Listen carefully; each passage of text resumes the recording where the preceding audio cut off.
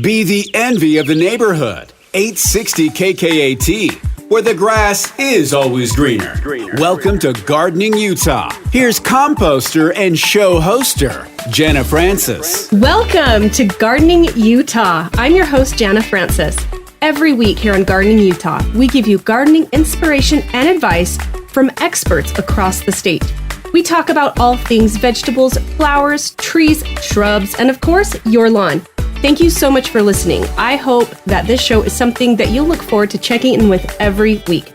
Episodes drop every week on Apple Podcasts and Google Podcasts to get you ready for working in the yard on the weekend, so make sure you subscribe. It's very simple. If you have an Apple iPhone, just look up the podcast app. And inside the podcast app, just search for Gardening Utah and you will find our logo.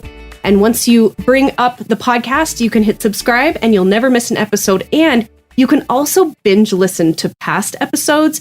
We have had so many amazing experts on this show already. Everyone from Cynthia B.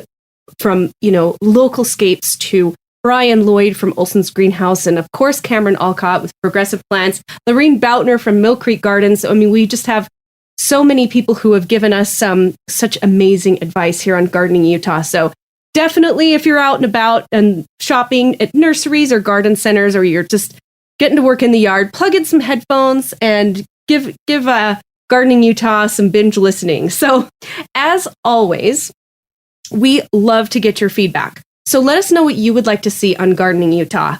You can message us on Instagram. That's the best way to get a hold of us right now. Our handle is, of course, Gardening Utah. So slide into those DMs and let us know. You can also ask questions too, and I can find the right expert to, answer your specific questions and maybe even bring it up on the show. But I'd love to know what it is that Utah gardeners are trying to figure out right now, and we're your resource to help you get the right experts lined up to get it all taken care of. So I hope that this is a fun and informative show that you can listen to while you're out and about. So definitely give us your feedback and subscribe on Apple Podcasts. And we also air on KKAT, and that might be where you're catching us right now. But we air on Saturday and Sunday on the radio in Utah on 860 AM KKAT. And you can also listen online at 860kkat.com on Saturday and Sunday at 10. Okay. So today's show is going to be action-packed. We've got some fun surprises, including some live Q&A that I'll talk about in a minute. So we have Cameron Alcott from ProgressivePlants.com in our virtual studios today, and we're going to be talking about a lot of interesting things with regard to what's blooming now and how you can add color to your yard all season long. But first, the tip of the week. 860 KKAT. With your Gardening Utah tip of the week. My tip of the week is get your soil tested. I'm telling you, so far, one of the main questions we get is centered around a few things regarding soil.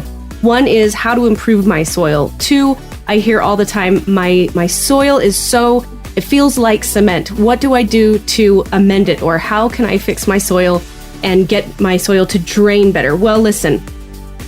The key to healthy plants is definitely to have healthy soil. That is the best place to start. It helps you grow healthier and more productive plants. So get your soil tested. How do you do that? Well, it is so easy through Utah State University Extension. Let's first talk about the 3 reasons to test your soil. And this is right off of USU's website, which I highly, highly recommend for local, good, solid advice for Utah. So number 1, 3 great reasons to test your soil. It helps you grow healthier, more productive plants. Routine soil testing identifies what nutrients are needed or not needed in the soil. Now, the salinity levels, the soil pH, and soil texture are also analyzed. So if plant nutrients are found to be deficient, the soil test will tell you what amounts are needed for optimum growth. 2, it responsibly protects the environment. Soil testing reveals what nutrients are present in excess amounts that should not be added. So applying nutrients needlessly to your soil can harm your plants, and it can create a chemical imbalance in your soil. So excessively applied nutrients contaminate water, and it can adversely affect public health and the environment. So that's another great reason. And 3, it saves you money. You will make better decisions on how to amend your soil, and you will save money when you're not applying nutrients that aren't needed. So, here is how you get your garden soil tested. It is so much easier than you will think. So go to the Utah State University Analytical Laboratory website. And that is, I will put that link in the episode notes of the podcast. But just Google Utah State University Analytical Laboratory or soil test, and you'll probably find the exact link. So then you print out this, and it will tell you exactly the instructions on how to collect a soil sample. So you basically print out the form that it gives you, and then you read through the specific instructions that are on the back of the form. It'll tell you exactly what to do. So for standard topsoil, you're just going to dig 12 inches deep, and you're going to mix the soil in a clean bucket. You're going to get 12 inches deep. And then for like turf samples, it'll tell you to get 6 inches deep. Then you're going to take 2 cups of that soil, and you're going to put it in a bag or in a heavy, like a heavy duty resealable plastic bag. And there's a mailing label that you print out as well. And you just simply mail your sample to USU Analytical Labs in Logan, Utah, and then you will get your results back. And I'm telling you, it will give you a wealth of information on how to properly prepare your soil for future absolute productivity in your yard and garden. And that was the tip of the week. Never miss a tip for your garden, and never miss an episode. The Gardening Utah Podcast with Jana Francis at 860kkat.com/garden. Here's Jana Francis. Okay, I have a really good tip and money saving coupon for our listeners. Last week, we had Cynthia B. from Localscapes on our show. And if you haven't listened to episode 10 and you are putting in a yard, or you need to make some major improvements in your yard, literally listen to that show. Cynthia is a genius, and Localscapes is such a great way to just get started with your landscape, or again, to really spruce up the one that you have. No pun intended. But so Localscapes, Cynthia teaches these incredible classes online on how to do this step by step, on how you can create a beautiful, water-wise landscape that your whole family will love. So she has a coupon code for Gardening Utah listeners. You can take 3 online classes free of charge. This is incredible. So use the coupon code Gardening Utah, one word, Gardening Utah, at localscapes.com. And you can get 3 classes from the Localscapes library at no cost, a $30 value. So there you have it. Definitely go check it out. I am so stoked that she's going to do that for our listeners. So take advantage of that. It is so much knowledge packed into one. All right, right after the break, we're going to be back with Cameron Alcott from Progressive Plants. Don't go away. She's more than just gardening puns and sage advice.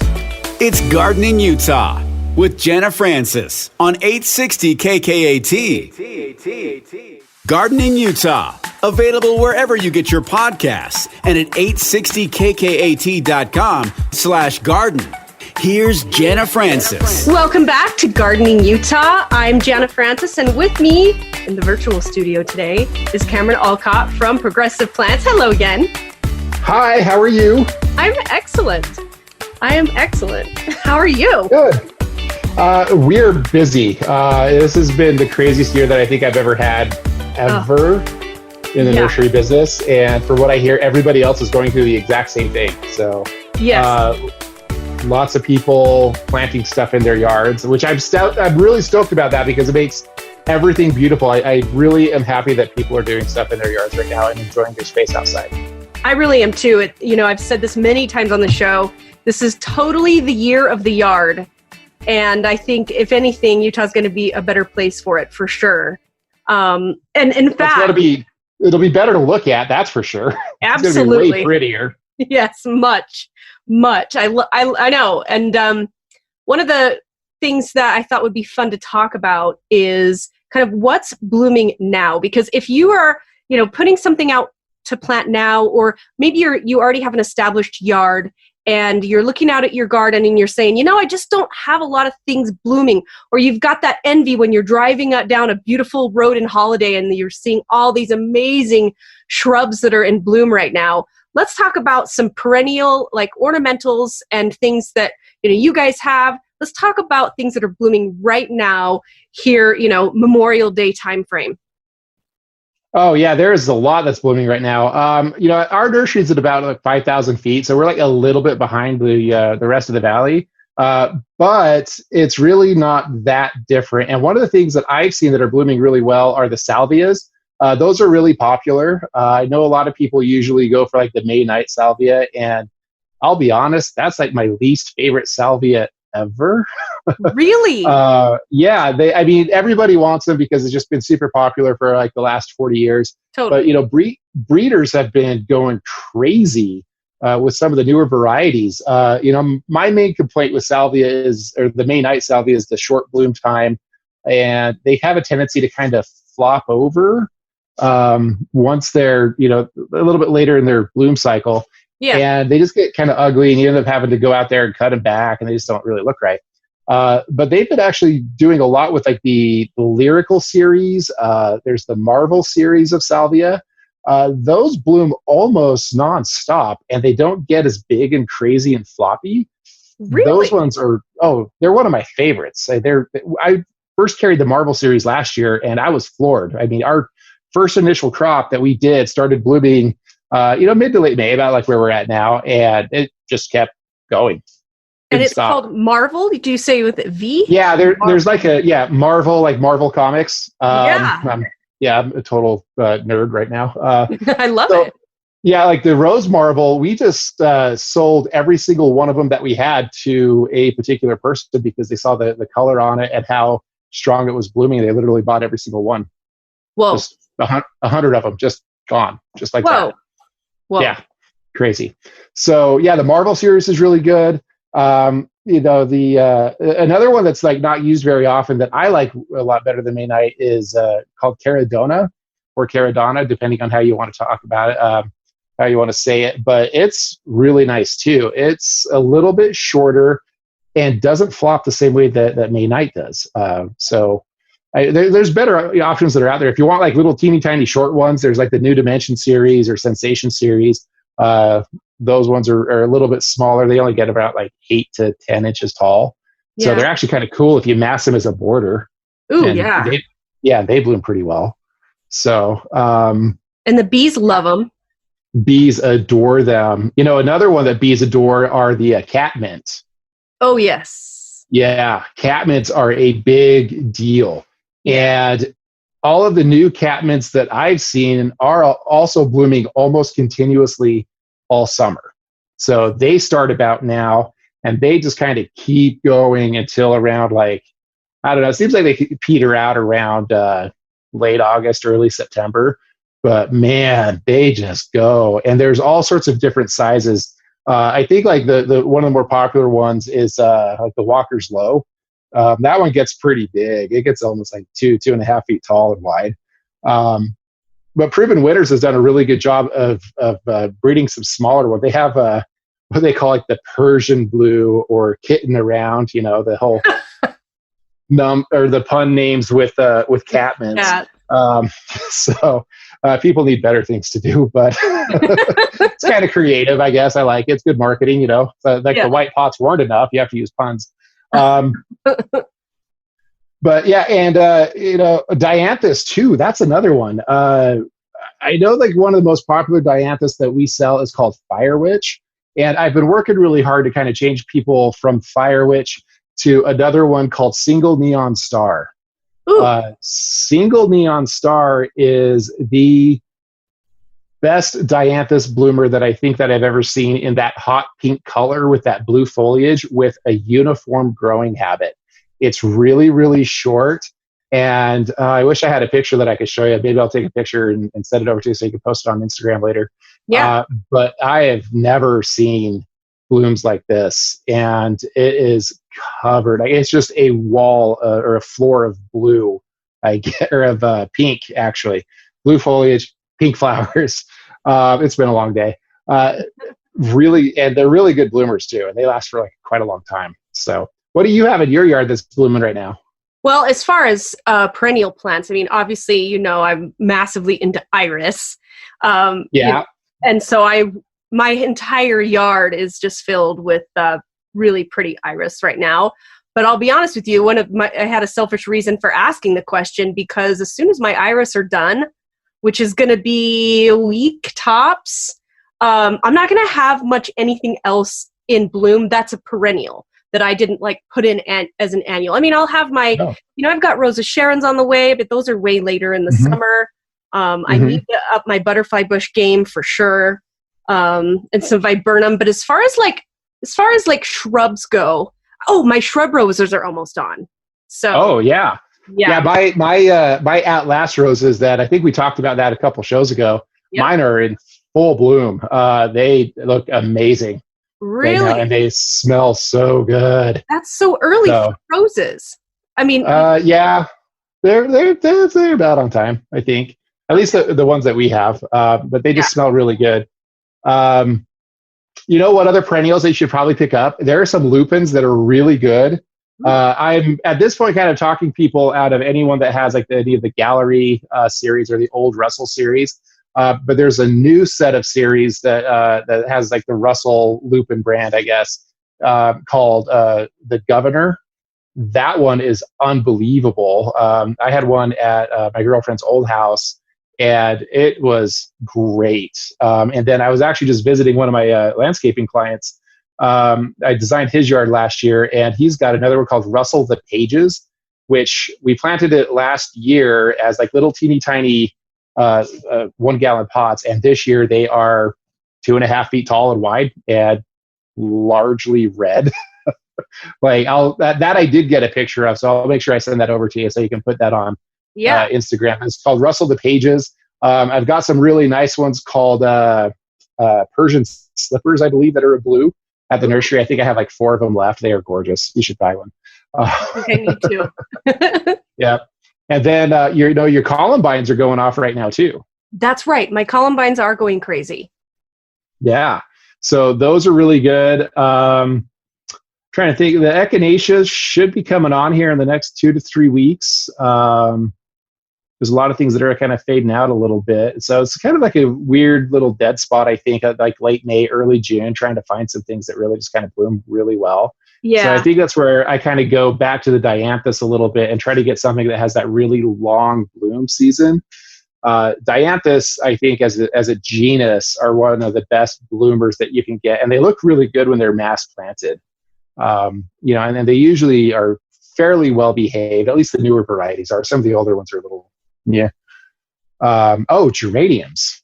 Oh yes. A lot of the perennial geraniums should be firing up around now too. Wait, did you say perennial geranium?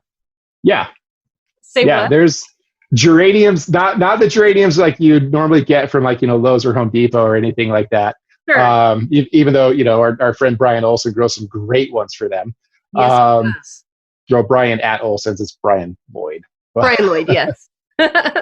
of the Olson family. Yeah. But yeah, he does some incredible geraniums. I saw some of the stuff that he did and I was like blown away. I was like, wow, I'm jealous. But the perennial to visit his the perennial geraniums are really nice. There's a whole bunch. We sell a ton of those, and so you can look those up at progressiveplants.com. There's Biokavo, Bevins, Johnson's Blue, Brookside, New Hampshire Purple, Alpenglow, Tiny Monster. There's, what was the other one? Boom Chocolata, I think, is one of my favorites because the leaves are like a burgundy brownish color with blue flowers. It's neat. Okay. It's really neat. Okay, I need it. Yeah. And I had no idea that there was perennial geraniums. Where have I been my whole life? I don't know. I can't even think of what they look like. If this, quarantine never ends, I mean, you can come out now. The quarantine's mostly ended. I know. You can reserve a golf cart online on our website, and then you can just like drive around for an hour. That's true. You should go do that. Fun, actually. I think I'm going to. Actually, I know I'm going to. Yeah. Because I definitely, I have a huge space I need to fill in anyway, but I also need to just spruce up a lot. of parts of my yard. So, yeah, okay. So perennial geranium, I'm blown away. So see, I learned something from you every single time we talk. I also didn't realize there was like improved varieties of salvia that, because you're right, I've seen a lot of salvia blooming. It's then, if for listeners that aren't sure, it's that, large, purple kind of a spray, right? Is that a great way to describe it? We'll put some of the photos of the flowers that Cameron is talking about on the Gardening Utah Instagram, so that you guys can check them out and see what it is he's talking about. But yeah, this is that's interesting. So what about shrub? I mean, I know my shrub roses are coming on. As far as any blooming shrubs, is there anything that's blooming right now that, if people want to add something like that? Snowball bushes. They come in a small, medium, and large. So make sure you know what you're getting. Look at your Latin names. That will tell you a lot of how big it's going to be. So if you want something teeny tiny, Viburnum opulus nanum gets about 2 by 2, maybe 3 feet tops. If you need something a little bit bigger, like 5 to 6 feet, you're looking for Viburnum opulus compactum. Okay? Oh my word. Okay. Or if you want a snowball bush that literally will get 20 feet tall, yes, and wide, mind you, Viburnum opulus roseum. Okay. So those are going off right now too. Viburnum opulus rosea. Okay, when we come back after the break, we're going to talk a little bit more about shrubs in bloom, and we're also going to discuss quality plants and how to select them. Stay with us. 860 KKAT with Jana Francis and Gardening Utah, where it's always mulch time.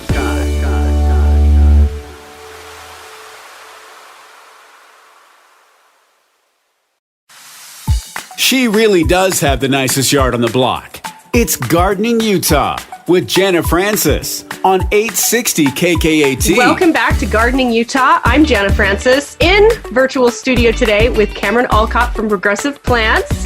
And before the break, we were talking about a lot of the different flowers and shrubs and ornamentals that you can buy now that will bloom next year at this time. So if your yard is needing a spruce up, so to speak, and you're needing to, get some good blooms this time of year, we're talking about some varieties that will work for you. So we were talking snowball bush. Now, I had one in the house that I lived in before I built this, and it was absolutely gigantic. And I have so many fun pictures of my kids kind of around it as they grew every year, because the snowball bush just kept, surpassing them.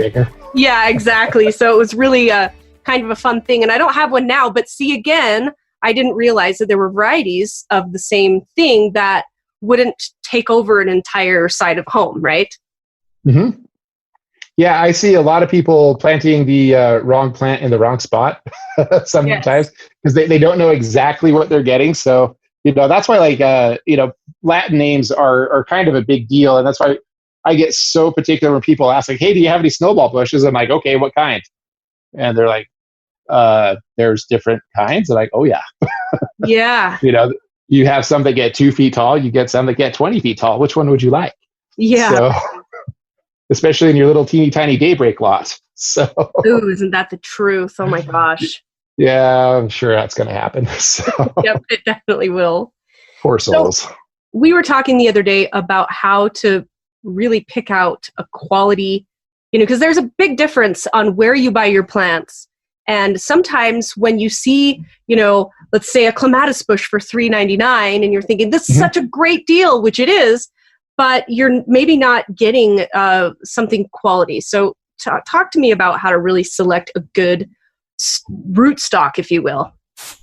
Well, I'm glad you kind of asked that, because generally speaking, when a plant fails in your yard, it's usually because of a choice that was made way before you got it. Okay.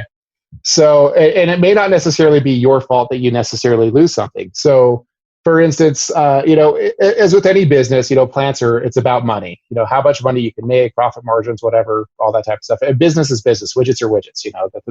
That's really different. So, when it comes to moving plant material, the goal is to get the highest quality plant. Well, for most companies, is to get the highest quality plant for the least amount of cost. It's basic capitalism. So now, with certain types of plants, there are certain ways to accelerate bringing things to market. That's not necessarily congruent with planting stuff in your yard. So for instance, if I get something like a clematis, okay, and I pop it in the greenhouse, my goal is to finish and grow that and sell that as fast as I possibly can. Okay. A clematis that's grown in the greenhouse is typically going to have a very light soil mix. And generally if you're going to like a box store or something like that, now I'm not saying don't buy from box stores, but what I am saying is that the goal for economically is a little bit different. They want to bring something to market so that people will buy it and get it out of the box store and into the ground as soon as they can. So, I could take a clematis, pop it in the lightest soil mix possible. The lightest generally also means the cheapest if it's just like straight soilless media like bark or something like that, and artificially feed it fertilizer, get it to root out really fast because it's very porous, keep the temperatures high, and then just like ship it out in like 4 weeks. Okay. Get it to the box store, and hopefully it gets sold in, say, like 2 weeks or something like that while the weather's still cool. And then you buy it and you go and put it in the ground, and then it gets to be 100 degrees outside. Okay. That soil mix is not built to retain water because it was engineered to bring to market faster. And you do that with lighter soil mixes, but that's not conducive to our environment here in Utah. So the way that we choose to do things, because I have to, because of like my main clientele, is, we'll take a clematis or something like that, put it in a slightly larger pot, slightly heavier soil mix so that it holds water a little bit better so that it doesn't dehydrate. And it's closer to the native soil here in, northern Utah, Intermountain West, whatever you want to call it. And will deal with the higher temperatures a little bit better. So your degree of success with something grown here locally outside in the natural environment, it's more acclimated. You have less of an attrition rate, if that makes sense. Yeah. But sometimes that comes at a slightly higher cost. But, to me, it's like, well, you don't have to buy the same plant twice, or even if it's under warranty, from some other place and you end up losing it or whatever, you're not spending the gas twice and you're not digging a hole twice. Right. And says time, to me, time is still money. Absolutely. Like just before the show, for this, I was just over at one of my clients' houses, and we planted probably around 300-400 plants. And like this winter was kind of hard on them a little bit, so I think we lost a grand total of 25. Yeah. That's it. And they were like little teeny tiny perennials. We didn't actually lose like any shrubs at all. So I was actually really kind of excited for that, because I think a lot of that has to do with, it getting established quicker because the soil's mashed a little bit more. Yeah. Does that kind of make sense? It absolutely makes sense. It was, acclimated here. And now this year, the stuff that survived over the harsh winter that we had, they are thriving and performing beautifully. So I was actually probably going to throw a video on Facebook in the next couple of days, just because I was so thrilled with how well it was coming out. That is awesome.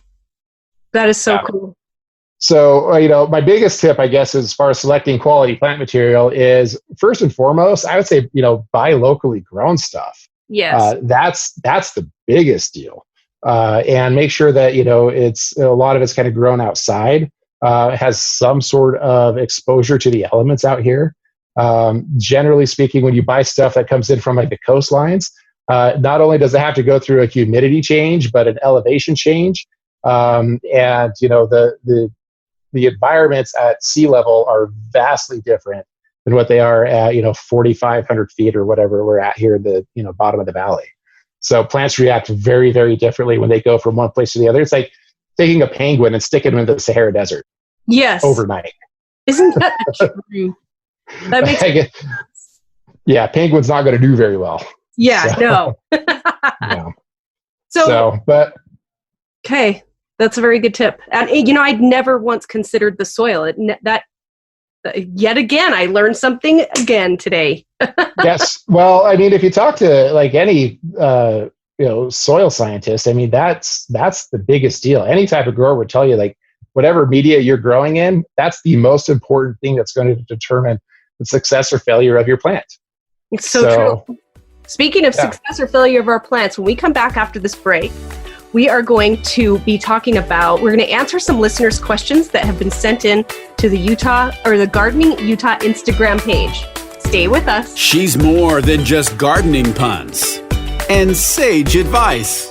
It's Gardening Utah with Jana Francis on 860 KKAT.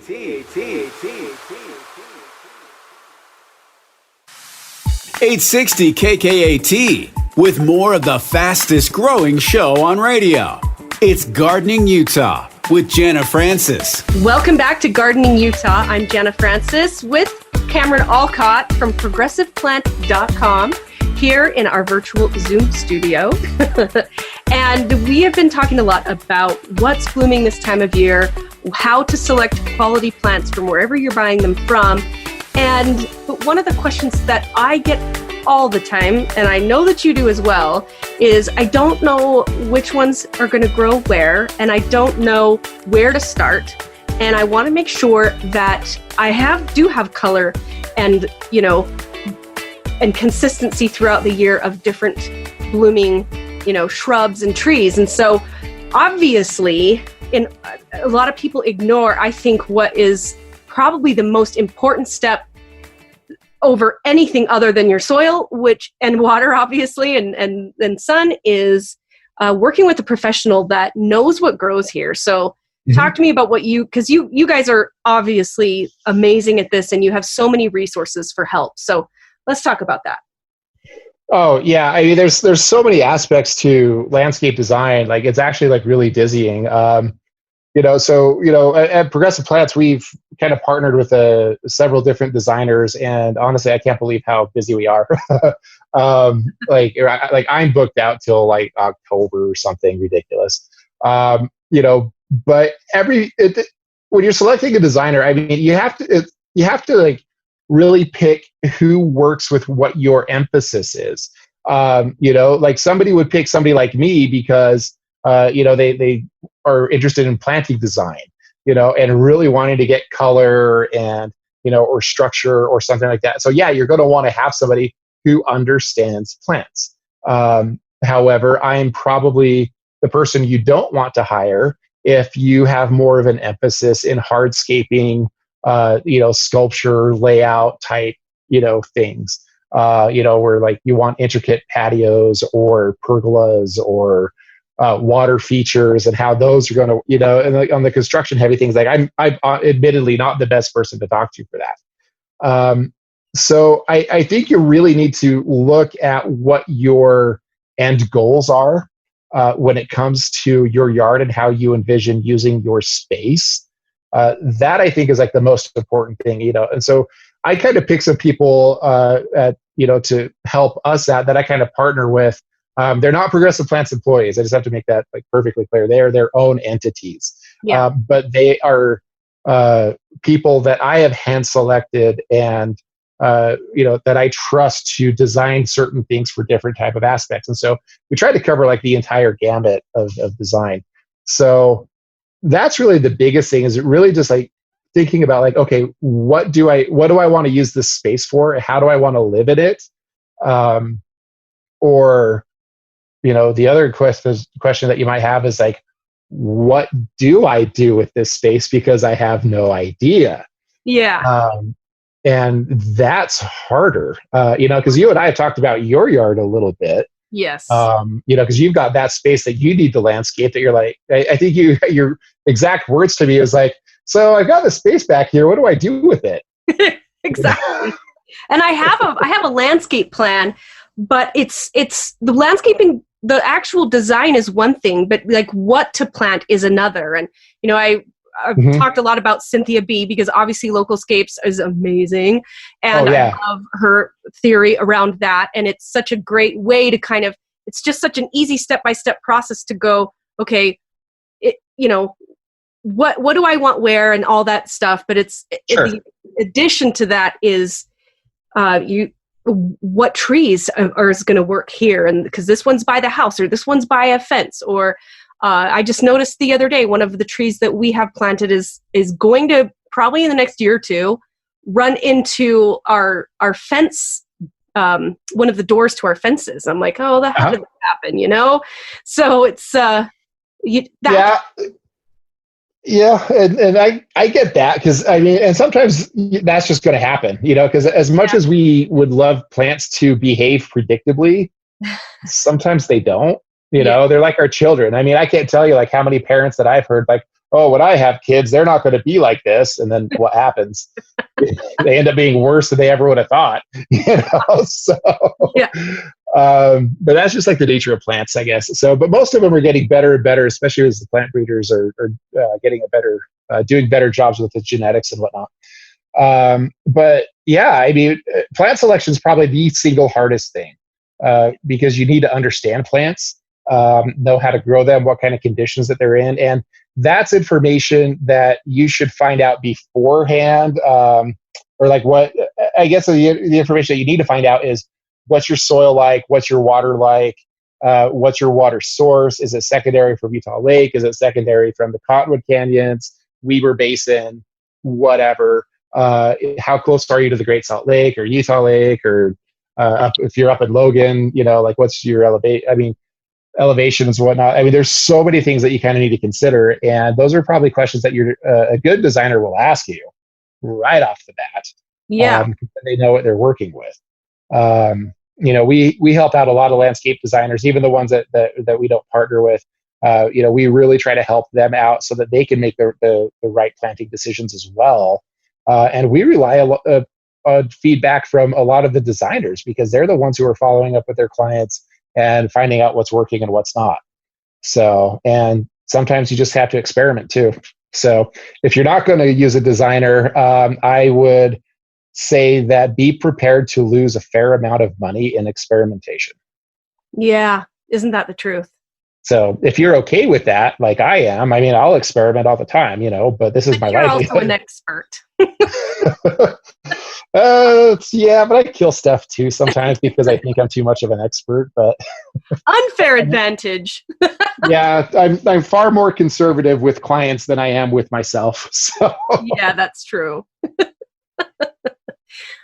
Well, and remember when you sent me that video it was like a 5-minute video of you walking through a place that you had, it almost seemed like a public park, like an Olympus area or something? Oh, yeah, that was a condo complex that the landscaper just was like, here's your budget, have fun. Yeah, and it was so unfreaking believable. Is that something that the public can walk, or do you have to like live there?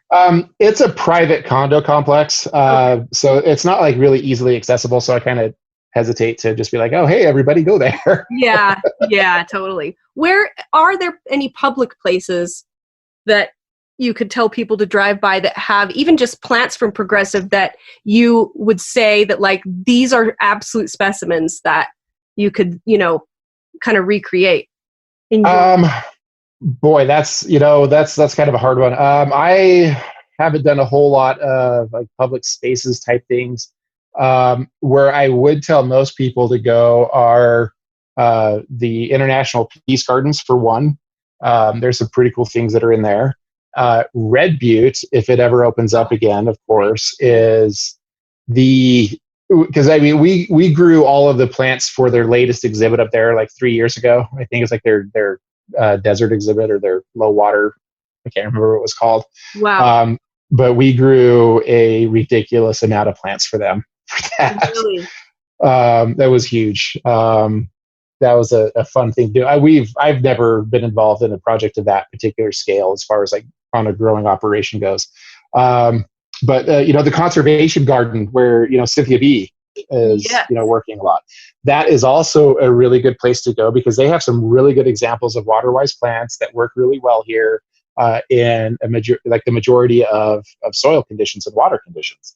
So they're a really good resource for that. And they actually have some consultants that will kind of come out as well, to kind of give you like a quick little, thing for your yard and kind of how to, go about, because they have like rebate programs too. Oh, that's right.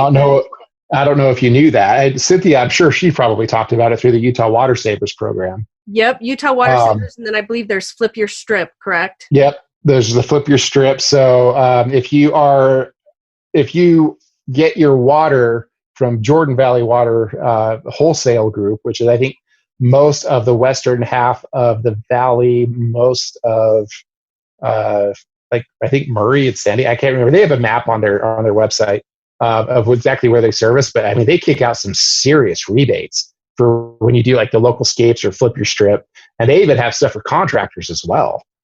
So no, I was jealous. They don't have anything for nurseries, but who sell these water-wise plants. Nobody thinks about the nurseries yet again, but they've got some great programs for contractors and homeowners. And so it'd be really good to take advantage of that. So. Yeah, I agree. And she was mentioning even as little as I think I'm saying this correctly. And if you're, go to utahwatersavers.com to read more. But I believe if you change your sprinkler system with just converters to drip, I think there might even be some rebates there, I think. Yeah, I think there is too. So, but going back to the design thing, I mean, the local scapes method, I actually really like that because, Cynthia and I, we've known each other since we were teenagers. And don't repeat that story anymore, Cynthia. That's an inside joke. That's a garden pun. An insider. That's a garden pun. Nobody gets to know that anymore. No, but I mean, I think that type of design is something that's just kind of like natural for like most designers to where it to be like the most efficient, water wise, but also, the most efficient for, space and utilizing the space in your yard. And that's where I think designers really help you out because they will help you reduce the maintenance of your yard. Rather than like let people, left to their own devices will, cut yards in certain ways that they don't realize is going to be a pain in the butt to mow, or get the weed eater into, or they're creating like a little haven for weeds to come out. There's just like all sorts of weird things that I kind of see sometimes, especially, in a little bit older yards where from like the 80s and 90s where they just landscapers would just kind of come in and just do the one thing that I do like about annuals though is that I think they look great in containers. And you can get some beautiful containers and put different plants in them, come up with crazy combinations. And, on the Utah Gardeners Facebook page that we do, we had a contest this month to see who could put together like the best containers. And so Brian Lloyd from Olson's and myself are giving away free stuff for the winners of that. So it'll be kind of cool. It's called ConCon, correct? Yes, it is called ConCon. So check it out. If you join the Utah Gardeners Facebook page, just look up Utah Gardeners on Facebook and you'll look for Brian's post or Cameron's post. Type in the word ConCon and search for that and you'll be able to enter that contest. So, and speaking of the Utah Gardeners Facebook group, Cameron and I are going to be going live in that group shortly to answer some listener questions. And if you would like to hear that, all you need to do is go to Apple Podcasts and click to Gardening Utah episode 11, which this one is, and you can listen to the ending of the show. So this is, if you're listening on KKAT 860 AM, we're going to continue the conversation and have a little garden party over on the Utah Gardener Facebook group, and you can listen to that. You can watch it on the Utah Gardener Facebook group, or you can listen to that in Apple Podcasts. So make sure to go there and subscribe. So Cameron, thanks for joining me. Well, it was a pleasure. Well, that's it for today's episode of Gardening Utah. As always, let us know what you would like to see on our show. Message us on Instagram, slide into those DMs. Our handle is @GardeningUtah. And if you would like to be considered as a guest on the show, or maybe even a sponsor, reach out to us there as well. Thank you so much to Cameron Alcott from ProgressivePlants.com for joining me today and giving us so many great growing tips. Make sure that you subscribe to this podcast on Apple Podcasts or Google Podcasts so that you never miss an episode. I'm Jana Francis. Thank you so much for listening. Shout out to our producer, Lambo. And we'll see you next week right here on Gardening Utah. And remember, grow big or go home. When you're ready to grow big or go home, make your neighbors green with envy. Get the Gardening in Utah podcast, Gardening Utah. Available wherever you get your podcasts and at 860kkat.com/garden.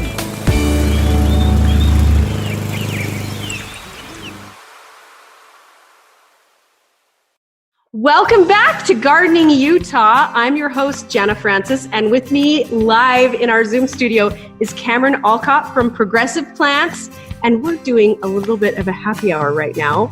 We are dual recording. Right now we're recording the podcast, and we're also recording live on Facebook in the Utah Gardeners Facebook group. So we are actually doing a bit of a Q&A, and we've got listeners and people that are on the Utah Gardeners page that are posting their questions, and we're going to give some of them a shot and just have a little bit of a garden party. How's that? Works for me. So here is a really good question that we just got from Robin. She's saying Blue Arrow junipers and West Provo in clay soil. Good idea. Do I need to wrap them in the winter? Junipers are actually pretty versatile. They'll live just about anywhere in just about any water condition. And so I would say yes, that's probably a good plant to go with. As far as wrapping them, I'm kind of mixed on it. I mean, I wouldn't do anything that really kind of covers the foliage too much. Maybe like some light string or something like that that's like really very thin. You could maybe wrap them up a little bit. But honestly, it just really just depends on the snow load that we end up getting. Some years you don't have to do them. Like I don't wrap mine at the nursery, but as they get bigger, I understand that they can have like bigger branches and stuff. So yeah, I mean, I kind of play it by ear, I guess. It's up to you. What would be a reason? What's the reason to wrap them? Well, a lot of times if you get like the snow that kind of falls on the branches, they just kind of bow out and they kind of are held open. And so you don't get that really tight columnar shape if you don't try to protect that a little bit. If you can get out there with a broom or something like that and kind of like, brush them off, that helps a little bit. And, there's a few junipers at the nursery that will actually take some like baling twine and we'll just like loosely wrap them up. You don't need to like mummify them because that's just going to, cause some issues, but you just kind of like loosely wrap them up a little bit, just kind of tie them loosely around the branches. I don't like to really apply a whole lot of pressure to them because you can cause some vascular damage to the tissue, which sometimes manifests later on. Or if you wrap it too tight, you'll get like little burning around, like in a little like circle around the juniper. And this happens with like, pine trees and spruce and stuff that are really upright too, that sometimes people want to wrap. I know there's like a tree wrap that sometimes people use. And I haven't seen a whole lot of damage caused by it, but I really don't have anything in my yard that I've ever had to wrap either. So, yeah. Okay. Interesting. Well, hopefully, Robin, that answered your question. I told you Cam's a genius. Here's a good one. Where did it go here? Okay. Any thoughts on a Horstman bristlecone pine? Is it a good option for a smallish bristlecone? That's from Matthew. The Horstman's, I honestly have never carried that one, so I'm not horribly familiar with it. I honestly couldn't answer that. There's some nurseries that have, it depends on where you found it. I'd say go and ask whichever nursery you found that one at. I've never carried it. I've got one that's called Joe's Best. That's a little bit smaller and has more of a uniform upright type form and grows really slow. But everybody's kind of coming out with like these different kind of cultivars now. And, like 20 years ago, it was easy for me to keep track of everything. And now they are coming out with plant varieties with these weird names and genes that I honestly just can't keep up anymore. So yeah. Yes, you can. You were naming them off like crazy earlier. That's because they were still fresh in my mind. Come find me in December when I've forgotten all of it again. Yeah. So I'd say wherever you found that particular species, go and ask the nursery. That there's usually a resident at the nursery that knows quite a bit.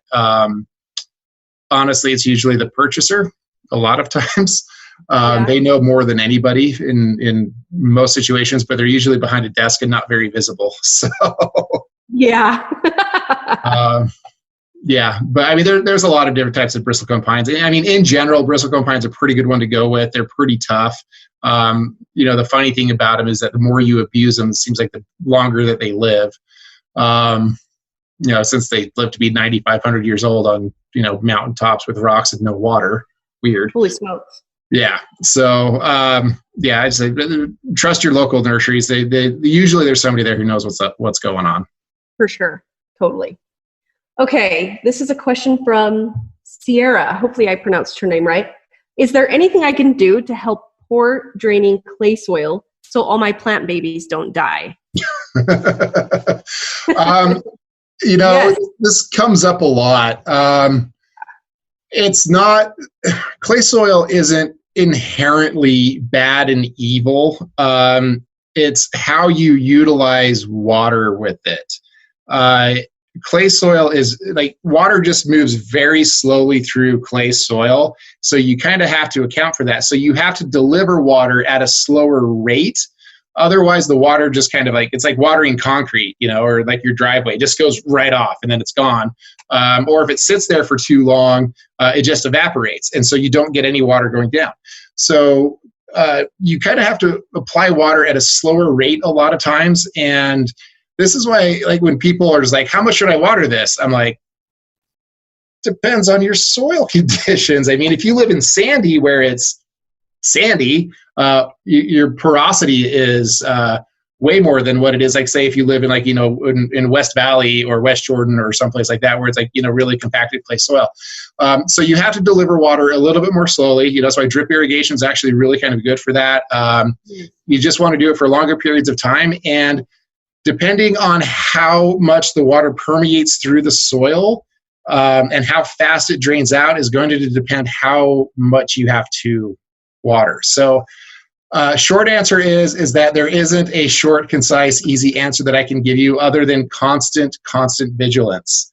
That's really the trick to growing anything, is watching it all the time. Isn't that the truth? So, well, and the thing that I would add there is amend. Every single time I plant anything, I make a point of incorporating compost, a really good compost, into the soil, whether you're using your own homemade compost, which I do quite a bit. I've already run out though, so I've had to buy more. I get Replenish or the Dump or Nutrimulch, or, there's so many good sources that I'm not even thinking of right now.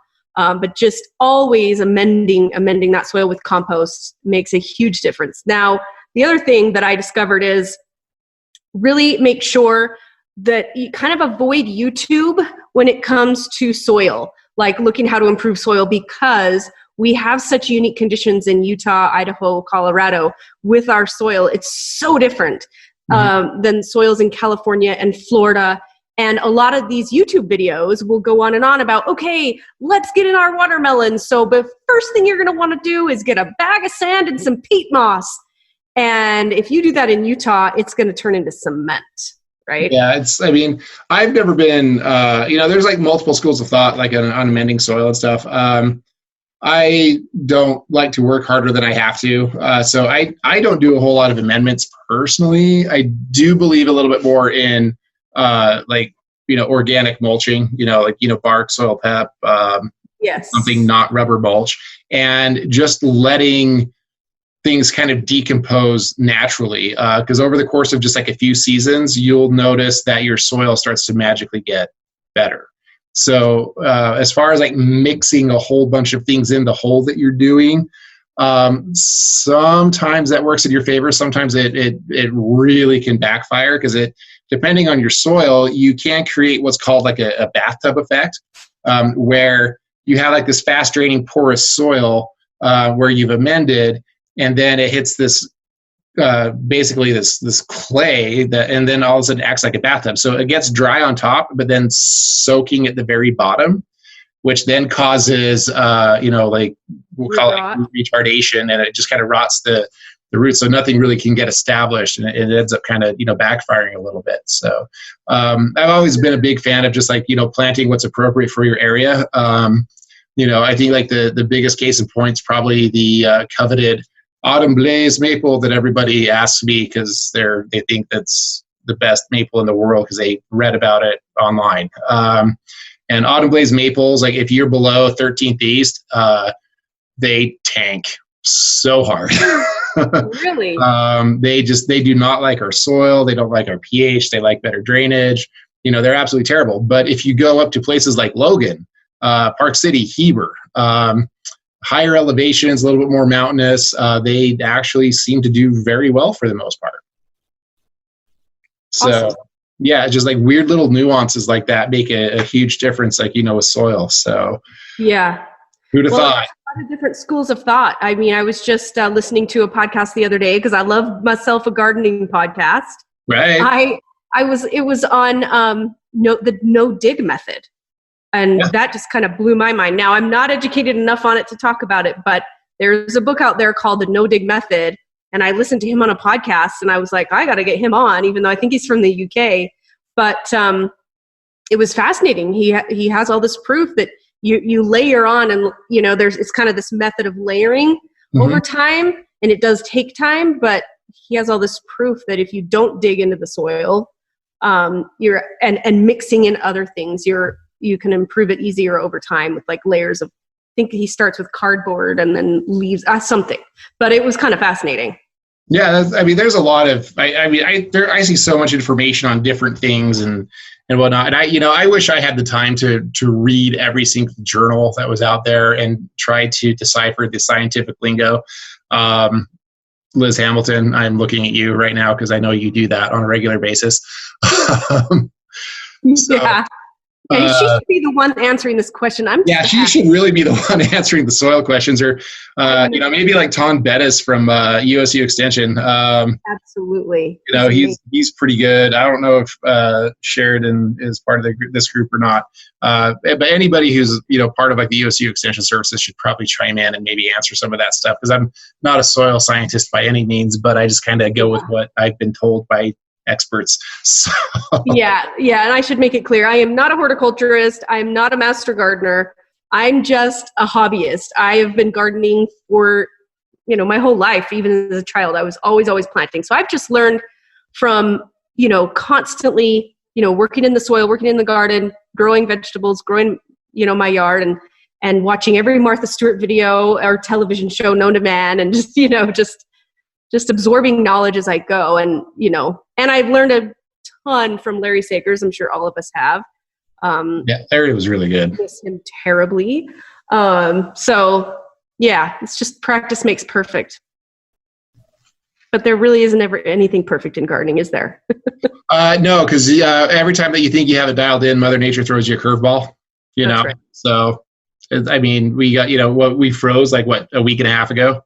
Yeah, exactly. I had all my beautiful coleus in a pot. It was like all gorgeous. I planted them back in like January, and I didn't move them in because I'm like, we're not going to freeze now. And now they're dead. Jeez Louise. Okay. Well, Deanna Peterson, I was going to answer your question of what type of tree would grow tall but have deep roots, look for a shade? I'm not quite sure I understand that question. Grow tall but have deep roots. Oh, like a shade tree that grows tall and has deep roots. Yeah. So that it doesn't blow over, I'm guessing, is what you're kind of afraid of. Yeah. Most trees are usually going to be okay-ish. I've actually been really impressed with a lot of like the new American elms lately. They grow pretty fast. They give a lot of shade, and they're just tough as nails. I don't think they're used enough. I think that people kind of get afraid because they think, when you say elm, they think of like the Siberian elm that's like just a weed everywhere. They just don't want to have like this huge mess.